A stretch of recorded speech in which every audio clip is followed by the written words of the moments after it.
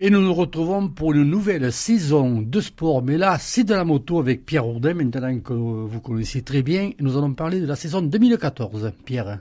C'est ça. Qui débute ce week-end. Ce week-end. Alors comment s'est passé d'abord l'entraînement là, pour ce début de saison? La fin de saison s'était terminée un peu difficilement, comme on en avait parlé. J'avais terminé sur des soucis un peu de cervical et je savais pas trop si j'allais pouvoir continuer l'année prochaine.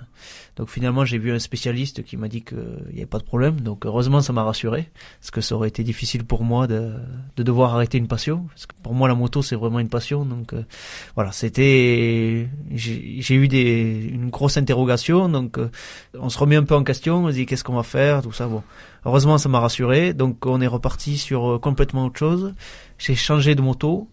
Et il y a une mise au point qui a été assez longue. Hein. Voilà. J'ai complètement changé de catégorie là. Donc, c'est-à-dire que l'année dernière, je roulais sur un 350, 4 temps.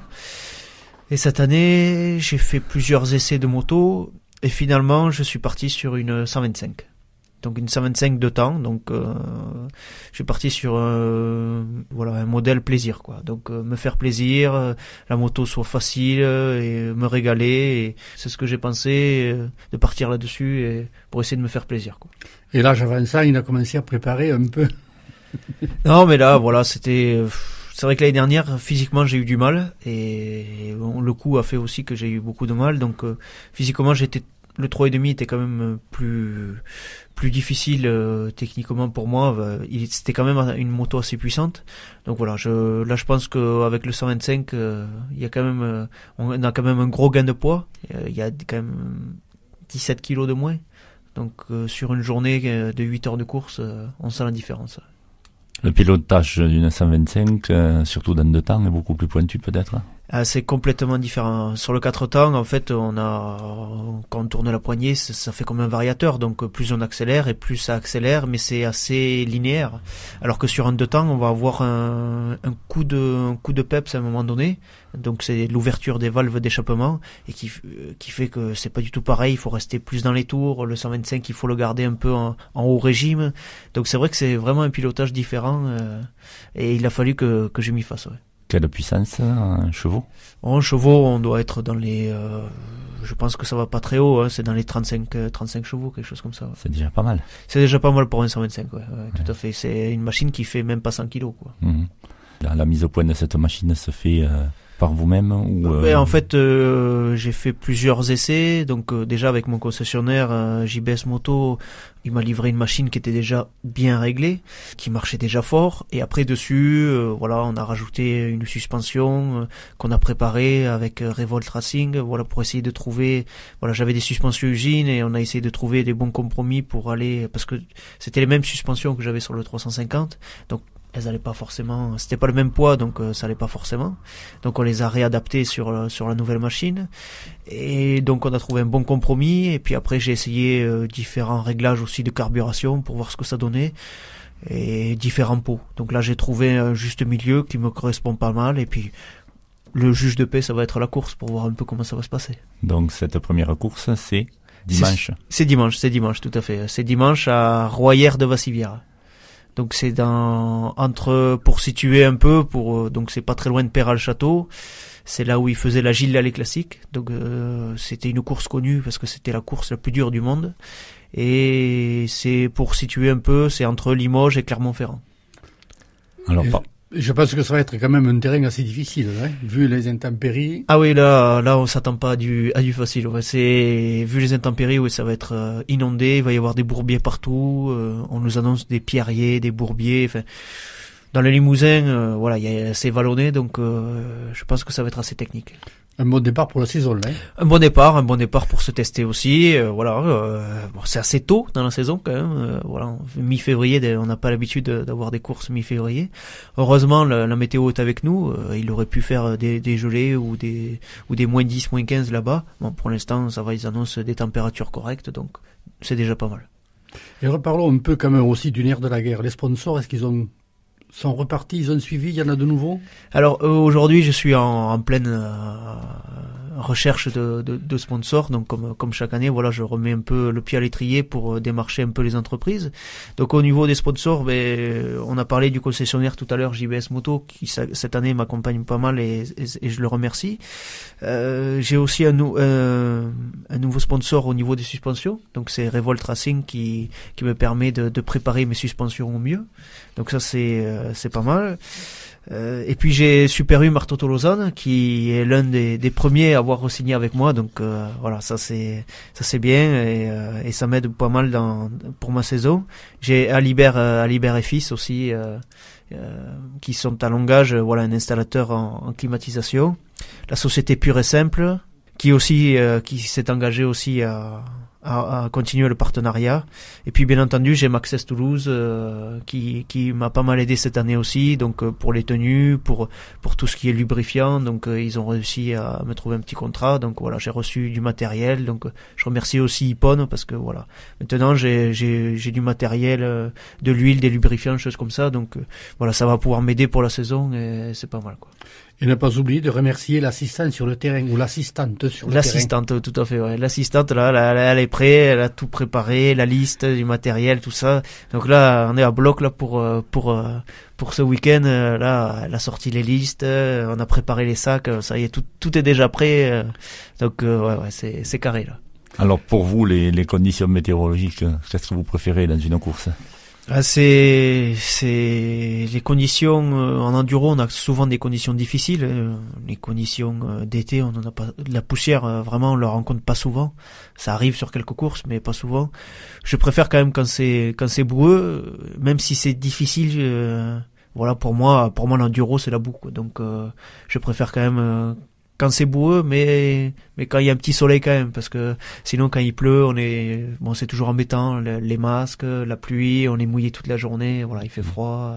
L'avantage de cette nouvelle machine par rapport à une machine beaucoup plus puissante, comme un 350 ou un 400, ou les inconvénients d'un 125?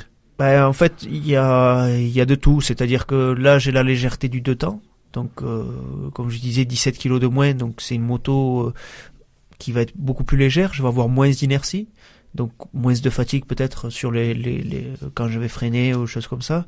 Et par contre après, voilà, quand je vais être englué je vais avoir moins de puissance qu'une grosse machine, mais en même temps ça va moins me tirer sur les bras.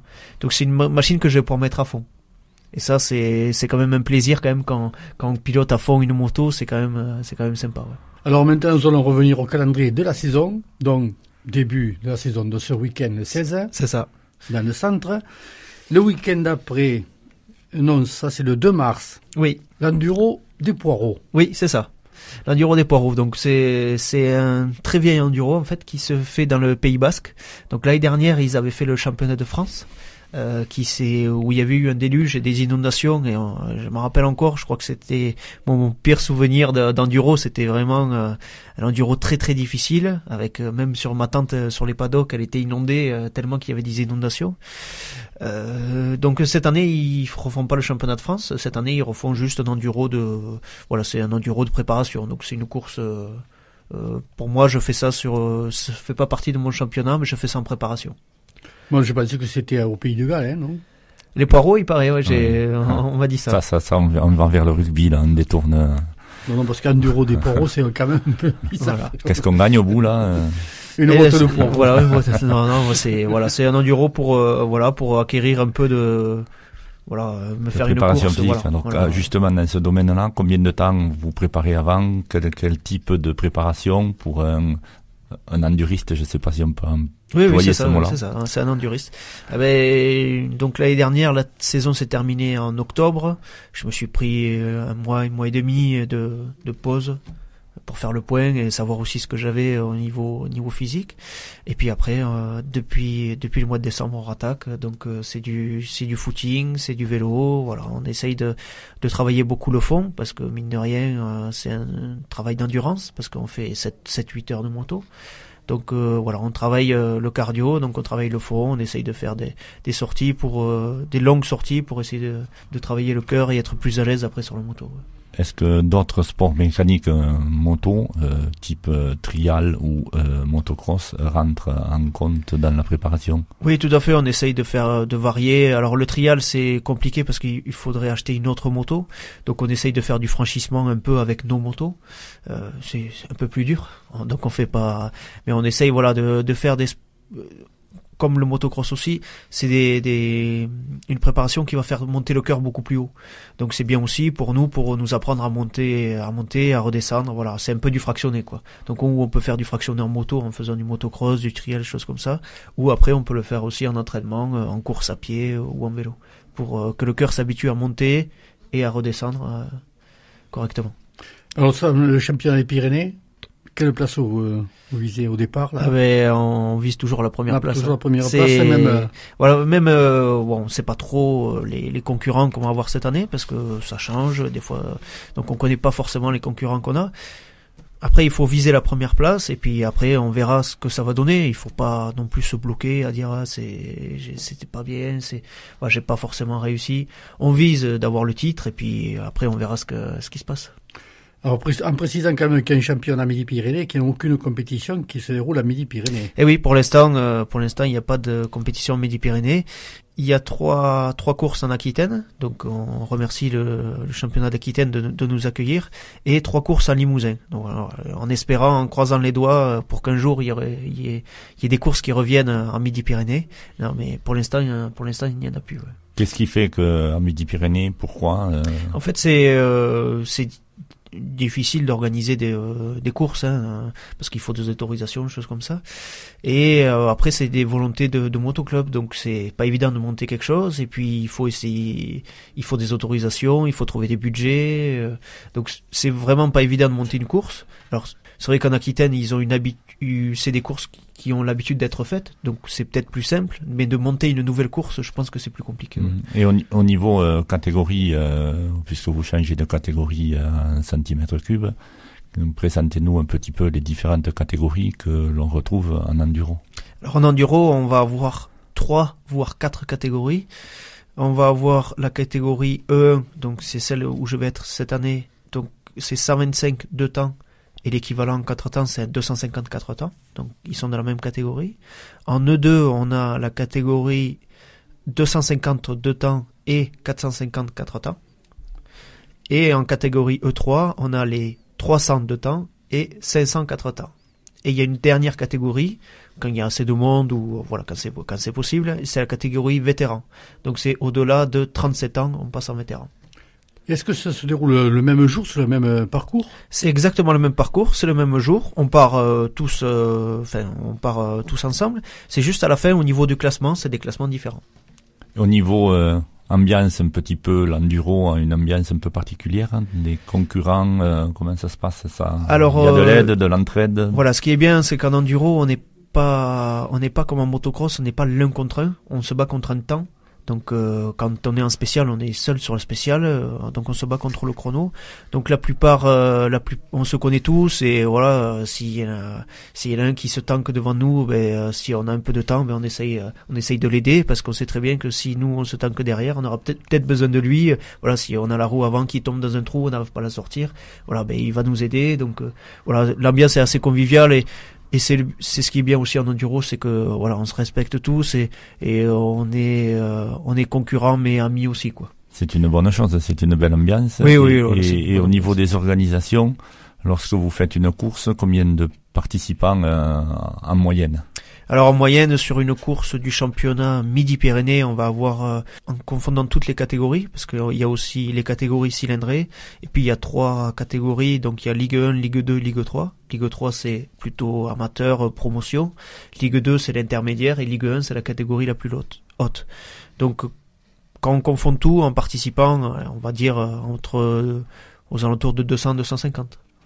250 coureurs, ça demande quand même une sacrée organisation. Oui, tout à fait. Et puis après, quand on attaque sur le championnat de France, là, c'est un peu plus, quoi. Là, on passe sur plutôt 400. Alors, la suite du calendrier, Pierre? Alors, la suite du calendrier, on a le championnat de France qui commence en avril, qui commence le 26 avril à Userche. Donc, qui était l'année dernière l'ouverture du championnat à Midi-Pyrénées. Mais cette année, ils reprennent le championnat de France. On a le 31 mai l'enduro de Bonnat. Donc là, c'est Ligue Limousin. C'est une course que j'ai fait aussi l'année dernière. Le 15 juin, on a l'enduro de Peyrorade. Donc là, c'est dans les Landes. À la sortie Coneille-Peyrorade, c'est la sortie pour aller à la plage, en fait. C'est du sable. Non, ça va. Heureusement, il n'y a pas trop de sable. C'est juste quelques portions. Terrain boueux, on continue, on va carrément prendre un bain pour se... Voilà, quasiment. On n'est pas loin, on est à une demi-heure des premières plages de Cap-Breton. Et bon, là, il y a de la boue, quand même. Et juste le week-end d'après, on a l'enduro de Sker. Donc là, c'est en Bretagne. Donc, depuis, juste le lendemain de l'enduro Peyrorade, il va falloir partir, monter en Bretagne pour faire l'enduro. C'est le premier que vous faites en Bretagne, non? C'est, depuis, je l'ai déjà fait, mais il y a 3 ans. Je l'ai déjà fait il y a 3 ans. C'est joli, ça permet de faire un brin de vacances aussi, mais voilà, c'est à voir, et c'est un bel enduro. Donc, j'espère que ça va être pareil cette année. Début juillet, le 6 juillet, on a l'enduro de Monet, donc qui se passe à côté de Pau. Donc celui-là, c'est le championnat Midi-Pyrénées. 2 week-ends après, donc le 20 juillet, on a l'enduro de Villebray. Donc là, c'est le championnat de France. Le 24 août, on a l'enduro de Saint-Exupéry. Donc on voit que au niveau du calendrier, il nous laisse à peu près 3 semaines à cheval entre juillet et août. Donc l'enduro de Saint-Exupéry, c'est dans le Limousin aussi, et donc ça c'est le 24 août, c'est l'enduro Midi-Pyrénées. Et le week-end d'après, donc on enchaîne le 30 et 31 août avec le championnat de France à Saint-Cyrgue en montagne. Le 14 septembre, l'enduro de l'Icatéré. Donc là c'est dans les montagnes à côté un peu plus loin que Pau, on part dans la montagne. Là c'est de la haute montagne, et c'est un enduro connu pour être assez difficile. Parce que justement, il est en montagne. Et la finale du championnat Midi-Pyrénées se fera le 28 septembre à l'enduro de Cancon, donc à côté d'Agen, dans le 47. Et la finale du championnat de France à Ambert, et ça, ce sera le 4 et 5 octobre. Alors si on veut retrouver toutes ces dates, est-ce qu'on peut les retrouver sur un site internet ou peut-être votre site internet? Oui, tout à fait. En fait, j'ai marqué mon calendrier sur mon site, donc on peut retrouver toutes les dates du championnat si on veut venir me voir sur une course. Donc il y a tout le détail sur mon blog, donc sur pierreenduro.blogspot.com. Donc pierreenduro.blogspot.com. Merci Pierre, et nous vous suivrons comme d'habitude tout au long de la saison. Merci. Merci à bientôt.